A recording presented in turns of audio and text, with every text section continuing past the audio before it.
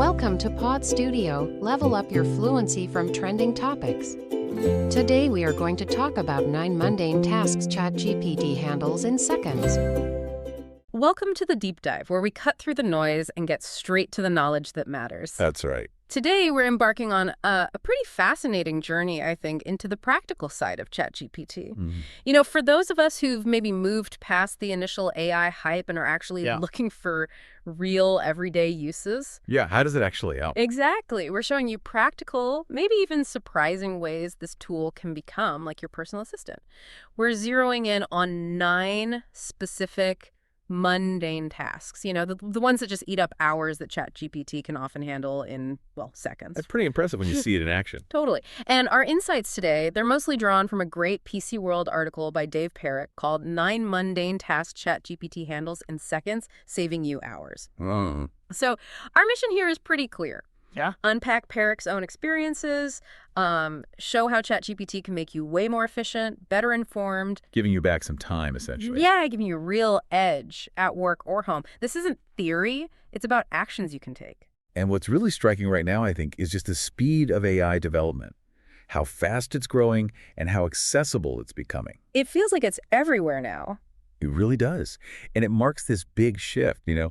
We're moving from just talking about AI's potential to actually using it in our daily routines. We're seeing this push towards leveraging AI, not really to replace us, but to augment what we do, especially for those repetitive tasks. The boring stuff. Exactly, the boring stuff. It's about optimizing our workflow, freeing up our brain space, right? So we can focus on the things that really need that human touch. Okay, let's dive straight into the first one.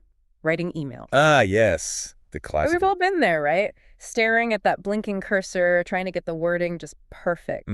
Especially for professional stuff. Yeah, professional emails where the tone, the wording, it really matters. It can impact things, maybe even your career path. Absolutely. And Perrick highlights how ChatGPT can kind of shoulder a lot of that burden. You give it the structure, the content, the tone you want. And it drafts something for you. Yeah, like having a writing assistant on call 247. Right. And the real strategic advantage here, I think, isn't just that it writes it, but that it gives you such a massive head start. Okay. It generates a draft that's maybe, I don't know, 70, 80% there, which lets you focus on the nuances, the specific phrasing, making sure your voice comes through. So you're not just accepting its first draft. No, definitely not. Perrick makes a crucial point about that. Never just copy-paste the first try. You've got to read it, see where it can be better, and then prompt ChatGPT for tweaks. Make it friendlier, make it more formal. You know? So it forces you to think critically about your own message. Exactly. And he even saw how this back and forth actually coached a colleague to write better emails themselves, just by seeing the AI suggestions and refining them. Huh, interesting. So it's almost like a learning tool, too. Yeah, it kind of mirrors your own style back at you. Yeah. Highlights where maybe you weren't clear in your initial thought. That's fascinating. So for you listening, this really means cutting down that daily mental load from a task we do, like constantly. Think about the time saved over a week, a month. It adds up fast. Right. Okay, on to number 2. Something many of us actively dislike, generating itineraries and schedules. Oh, yeah. Trip planning. If you're like me, the idea of spending hours planning a trip, it's just, even if you really want to make the most of it. Totally get that. The article shares how you can just feed ChatGPT your location, maybe a few interests or activities. Okay, boom. And it does like 80% of the work. It's like having a super patient travel agent. And this is where that hyper-customization really comes into play. You can get so specific. How specific? Like to the nth degree, as Perrick puts it. Right. Tell it you want quirky cafes, not tourist traps. Yeah. Or you need kid-friendly spots. Or maybe only free stuff. And what's really cool is how it can sometimes dig up these cool ideas you wouldn't have thought of or that Google might not surface easily. Perrick used it for a Paris trip, right? Yeah. And it suggested this little local jazz club he'd never have found otherwise. Apparently, it totally changed his evening plan. Wow. Okay. So it's not just scheduling, it's discovery too. Exactly. It fosters discovery while potentially saving you days of research. Yeah. Which is kind of nuts when you think about the amount of info it sorts through. That's a game changer. So for you, this means those tricks that feel spontaneous but are actually well planned, they become way more accessible, even if you hate the planning part. Lowers the barrier to just getting out there and exploring. Definitely. All right. Number 3, breaking down difficult concepts. This is a good one. We've all been there, right? Someone, maybe a boss, is talking about synergy or networking. But not explaining the what, just the why. Exactly, just pushing the why. ChatGPT can be a lifesaver. You can tailor the explanation level, high level, deep dive, whatever you need. Yeah, ask it to simplify things. The article even mentions it can include visual elements in its explanations, like tables or diagrams, though obviously text-based in the chat. And this goes way beyond just simple definitions, right? You Yeah. can ask it to explain really complex stuff like augmented reality, multi-threaded processing, blockchain. Even large language models themselves. And the reason it can do this Mhm. is fascinating. It's trained on this massive amount of diverse text, so it gets the core concepts, the common analogies, different ways to explain things. So it's like a translator for complex ideas. Pretty much. An intelligent translator. You can literally ask it, explain this like I'm 5, or explain it to a college grad, or, use a baking analogy. Okay. And you get this clear and simple breakdown, often with tailored analogies, which is just key for understanding quickly without getting totally overwhelmed by jargon. That ability to get knowledge tailored right to you instantly, that's huge. What were some of the, surprising ways Perrick found people using this for learning? Was it actually teaching new skills? Well, he found it was really powerful for contextualizing things. Like, say you're suddenly on a project using blockchain. Right, and you know nothing. Exactly. You can get that foundational understanding fast without digging through dense papers. It doesn't replace, a full course. Sure.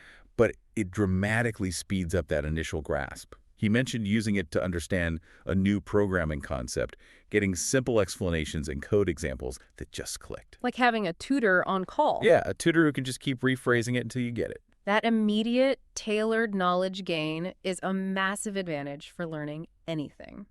Okay, task number 4 gets into something really universal: analyzing and making tough decisions. Mm-hmm. The tricky ones. We all face those big choices: work, personal life. And I gotta admit, it feels a bit strange, maybe counterintuitive, to think about bringing AI into that. It does feel a bit odd at first, yeah. But there's a logic to it. AI can help you set aside those immediate, strong emotions that sometimes cloud our judgment. Focus on the facts. Pretty much. Focus on facts, objective criteria, logical paths. But, and this is crucial, the AI doesn't make the decision for you. Right. It's not deciding. No. You feed it the situation, the options, your priorities, and it helps you weigh the pros and cons, clarify what's most important to you, maybe suggest directions based purely on the data you gave it. And here's the really profound insight Perrick mentions. If you look at the AI's logical suggestion and you really don't like it, that feeling itself might actually clarify what you truly want. It's like a tool for self-reflection, a logical sparring partner to uncover your real gut feeling. That's fascinating. So it helps you find your own truth by showing you an alternative you react against. Okay, but playing devil's advocate, doesn't relying on AI for these personal choices risk losing the human stuff, like intuition, empathy, things that matter for, say, social outcomes? That's a really important point. And the key is seeing AI as a tool for analysis, not a replacement for your judgment. You wouldn't ask it to decide about a relationship, right, or some deep ethical thing without your own input. Its strength is spotting patterns, consequences, logic. Where we come in is interpreting that logical output through our experience, our social understanding, our emotional intelligence. It gives you a clearer map. But you still drive the car. Exactly. You still navigate. It won't tell you to break up with someone, but it might help you list the pros and cons of a job offer super objectively. And that helps clarify your priorities so you can make a decision that feels right, not just one that looks logical on paper. Okay, I see. So for you, the listener, it's a tool to boost your own clarity, navigate those tough decisions with a clearer head, and hopefully make choices that feel more authentic. Precisely. All right, task 5. This one plagues a lot of workplaces: planning complex projects and strategies. Project planning. Fun times. Right. It's common everywhere, even for a freelance writer like Perrick. Yeah. And looking at a huge project and not knowing where to start, that's overwhelming. Totally. Blank page syndrome for projects. Yeah. And this is where ChatGPT can be so valuable, breaking those massive things down into smaller, more manageable parts. Absolutely. But to make it work well, you need to give it good input. Be specific. Like what? Tell it the project type, the end goal, any constraints, budget, time, resources, and where you are right now. Gotcha. Give it that info, and it can spit out really detailed step-by-step plans, break it into logical phases, even suggest dependencies or potential problems. But the real magic is the iteration. If the first plan isn't perfect, you don't scrap it, you just tweak your prompts. Like make phase 2 weekly tasks. Exactly. Or add a backup plan for delays in phase 3. It handles the grunt work of structuring and detailing, which can cut planning time from hours to mere minutes. You get to focus on the strategy. That's a huge productivity boost, reduces that overwhelm big time, gives you a blueprint to work from. But how well does it handle things like human factors, team availability, or like random external risks? Right. Well, that's where you and the iterative prompting come back in. It can't know Sarah's on vacation next week or predict a shipping crisis. Okay. But you can prompt it to consider those factors. Assume only 2 people work on this phase. What's the timeline? Or list potential risks for each phase and suggest mitigations. It's great at brainstorming based on standard project management ideas. So you guide it to think through scenarios. Yeah, and it gives you structured answers you then check against the real world. Makes sense. Huge efficiency gain for complex planning. Okay, task number 6. Compiling research notes. Yeah, doing info. We've all had to do this. Work reports, school papers, maybe just personal curiosity. The article uses a great example. Researching the Croatian War of Independence before a trip. Yeah, getting background. ChatGPT can quickly give you a brief summary, bullet points of key events, even a detailed timeline. And this is where you can really go deep. After the summary, you can push further. Ask for battle maps or summaries or profiles of the main players. But here's where it gets really powerful. ChatGPT has this deep research feature. Deep research? What's that? It's not just a quick search. It does multi-step research, explores different angles on its own, pulls info from various places, synthesizes it, and then generates these comprehensive reports. And crucially, with citations. With citations? Seriously? Yeah, seriously. And it's available even for free users, like 5 tasks a month or something. Perrick was amazed by the time saved. The AI might take 30 minutes. Which sounds like a lot for AI. It is, but it could save you hours or even days of digging manually. It's like having a research assistant going through the archives for you. That seems incredible for getting up to speed on something new. But, okay, for really critical research, like legal stuff or science, how reliable are these AI reports and citations? Is there a risk of it, hallucinating stuff, making things up? That's a super important question. And yes, while deep research aims for accuracy and gives citations, human oversight is still absolutely essential for critical work. AI can sometimes synthesize things inaccurately or maybe pull from shaky sources if you don't guide it carefully. So for high-stakes stuff, you use ChatGPT to speed up the initial gathering and structuring. But then you meticulously check the sources, verify the claims. Think of it as getting a really, really good first draft of your research. That you still need to fact check. Exactly. It cuts down the volume of work massively, but doesn't replace your critical thinking. Got it. So for you, it's a huge efficiency boost for learning or prep, but always with that caveat, for crucial stuff, your expert eye is the final check. You got it. Number 7, summarizing articles, meetings, and, well, pretty much anything long. Information overload relief. Seriously. There's just too much stuff, too little time. Long articles, reports, meeting minutes. The article talks about running long reads through ChatGPT for a quick summary. Yep. Get the gist fast. Perrick used it to compare social platforms, Bluesky, Threads, X, and noted how it can pull from other articles for a broader view, but also how you can tell it, nope, just summarize this link. Exactly. And that summarizing power works for all sorts of long-form, text-heavy content. Think transcripts for interviews, lectures, videos, even those endless Zoom meetings. Oh, summarizing meeting transcripts. That's tempting. Right. Imagine uploading a 60-minute transcript, getting key decisions, action items, who does what, instantly. However, big caveat here, responsible AI use. The article strongly warns, never feed ChatGPT private stuff. Like what kind of stuff? Like company-specific data protected by NDAs.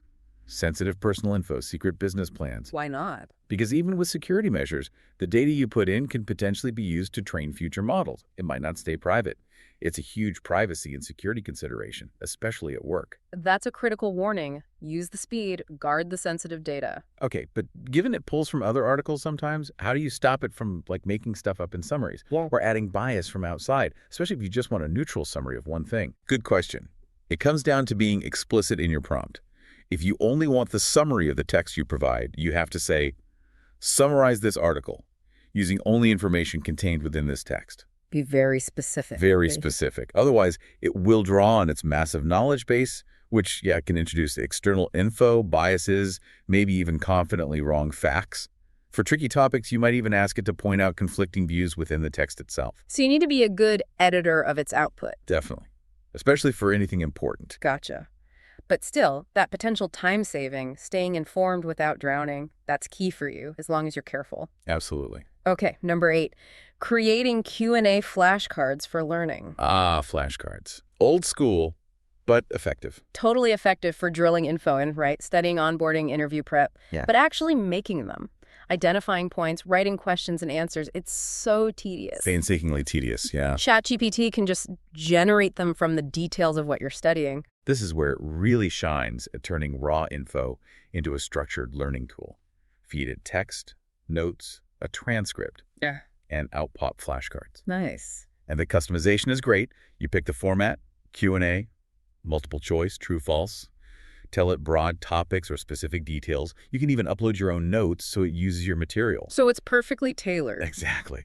Google's Notebook LM app does similar things, so it's clearly a recognized need. It just makes learning way more efficient and personalized, more productive study time. That's a real boost for anyone learning anything. Yeah. Did Perrick mention ways to get it to generate better questions, like beyond just recall, maybe critical thinking stuff? Yeah, he emphasizes the prompt quality is key. If you tell it, create critical thinking questions about the implications of X, or generate multiple choice questions needing application, not just recall, it'll try. Okay. It can even try to identify common mistakes or tricky areas in a topic, if you ask, based on all the text it's learned from. So yeah, you can push it beyond simple memorization. Makes your study sessions potentially much deeper. Could do, yeah. Cool. So for you, this helps your learning journey, making study faster, more tailored, maybe even better quality. And finally, our 9th time saver, providing interview practice. Ooh, this is a powerful one. Right. Whether you're just starting out or you're experienced, practicing for interviews is always smart. Always. But asking a friend or family member, it's not always, the most objective or helpful practice. It would be awkward, too. Totally. ChatGPT offers this on-demand alternative. And it's surprisingly good. But again, specifics matter in the prompt. What do you need to tell it? Job title, industry, position level, the type of interview, technical, behavioral, chat with the CEO, screening call, paste in the job description too. Okay, feed it all the context. Exactly. Then it will conduct a mock interview, asking relevant questions and giving invaluable feedback. Herrick was apparently shocked at how human-like it felt. It offers feedback that can really help you knock off your rough edges, improve your chances. It points out weak spots in answers, gaps in prep, even better ways to frame your experience. That sounds amazing. But can it really handle those tricky behavioral questions? Like, tell me about a time you failed. Does it pick up on nuance, or is it just checking boxes? He found it surprisingly good at behavioral questions, actually. Because it's learned from tons of human conversation and stories, it recognizes patterns in good answers, like using the STAR method. Situation, task, action, result. Yeah. Right. It gives feedback on whether your story hits those marks. Now, obviously, it can't see your body language or hear your tone. That's true. But it gives sharp feedback on the content and structure of your answers, which is often the hardest part to fix yourself. It can even adjust its follow-up questions based on what you say, making it feel pretty dynamic. Wow. So for you, a super accessible tool for boosting career prospects, building confidence, ready whenever you need it, helps you polish your answers. Exactly. Present your best self. So there we have it. An incredible range of, mundane tasks that ChatGPT can take off your plate. Planning trips, untangling jargon, practicing interviews, and everything we talked about today. It's really about one thing: saving you precious time and mental energy. Freeing you up. Letting you focus on higher value stuff, or just, enjoy life more. It's not about replacement. It's about augmentation, making you more capable, more efficient. Absolutely. Yeah. And the real power here isn't just that the tool exists. It's about developing this new kind of digital literacy. Meaning understanding how to prompt it well and how to refine what it gives back. That skill is key. It's about blending the AI's speed and logic with our human judgment, our creativity, our discernment. That combination, that's where the real magic happens. Augmenting, not just delegating. Well said. And that brings us to a final thought for you to chew on. Okay. Considering how much time ChatGPT could potentially save us on all these everyday things, what new skill or maybe what passion project could you finally dedicate those saved hours to? Something to think about. It's definitely something to think about until our next deep dive.